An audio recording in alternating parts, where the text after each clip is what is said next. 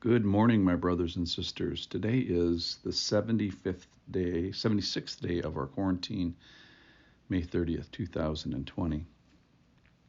We're going to hear a story today, an account of a woman, and she is an interrupter, and Jesus is just fine with it.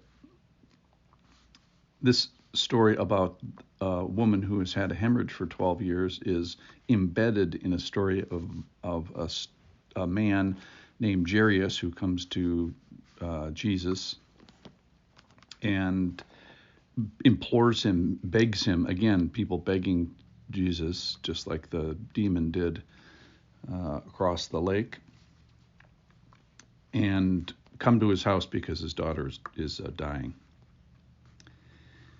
And he agrees, and this is from Luke chapter 8, verse 42. And as Jesus went, the people pressed around him.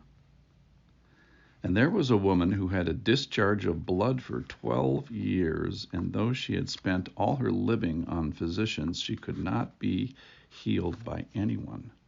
She came up behind him and touched the fringe of his garment, and immediately her discharge of blood ceased. And Jesus said, "Who was it that touched me?" When all denied it, Peter said, "Master," Peter again, the master, the crowds surround you and are pressing in on you. But Jesus said, "Someone touched me, for I perceive that power has gone out from me." It's almost as if Jesus is leaking power to the right places. And when the woman saw that she was not hidden, she came trembling and falling down before him and declared in the presence of all people why she had touched him. She tells the whole truth and how she had been immediately healed. And he said to her, "Daughter, your faith has made you well. Go in peace." So when I was a kid, I remember a friend of mine, I heard that his mother was having surgery. And I said, "Oh, really? What's the surgery about?" And his two words were women troubles. And for those of you who don't know, that's code for men not to ask any further questions. That is the beginning, the middle, and the end of all the data that you are to inquire about or that you will receive about this particular topic. And I was just laughing earlier that we get more details here than guys are allowed to have, and maybe that guys want to hear. Maybe this is a story where women are thrilled to hear about the details of this woman.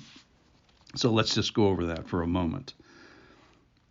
There was a woman who had a discharge of blood. Now, it doesn't tell you from where, but I can't even go on. I can't even go on because of the guy rule. So she has this discharge of blood. We find out for how long it is, 12 years of hemorrhaging blood, which is an incredible physiological drain. Then we find that it's not only a physiological drain. We find that it is expensive, that she had spent all her living, so she's somehow productively earning a living, and then it's all going to physicians, and she could not be healed. It was only been about 100, maybe 150 years in human history that if you went to a physician, you had a greater than 50% chance of being better after going to a physician, and there was a 50% chance or greater that you would be worse before that. So it's only in recent human history that physicians actually did some good. And some of the cures for this were like carrying around an ostrich egg. Like, where do you get an ostrich egg? And how expensive is it to find an ostrich egg in the nation of Israel? So some crazy stuff that the physicians were doing. Anyway, she could not be healed by anyone. Now, the part that's not said in here that a Jew would understand very clearly is that she was not only physically unclean and exhausted and impoverished by this, but she was also ceremonially unclean. There's a lot of syllables in that.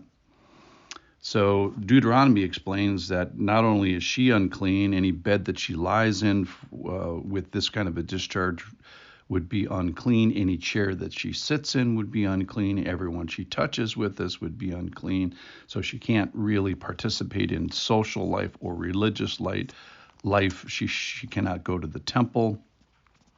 And the interesting thing, as far as the story goes, is anybody she touches will be unclean. So we find the press of the people that it probably was not easy to get to Jesus to touch the hem of his garment.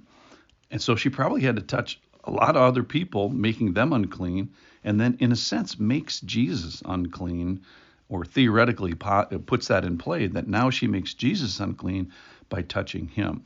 And then, of course, Jesus conquers this ceremonial impurity and uncleanness, takes on her uncleanness in a way and makes her clean, which is what Jesus does on the cross for sin for us. So then we find her at the end trembling, and when she finds that she was not hidden.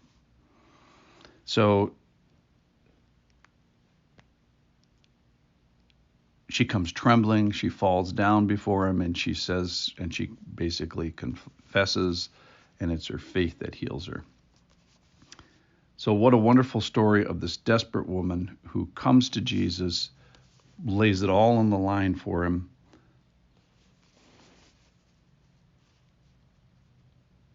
expresses her faith physically by touching his garment, gets healed, and then has the courage to profess. And then Jesus says, your faith has made you well. Go in peace. Amen.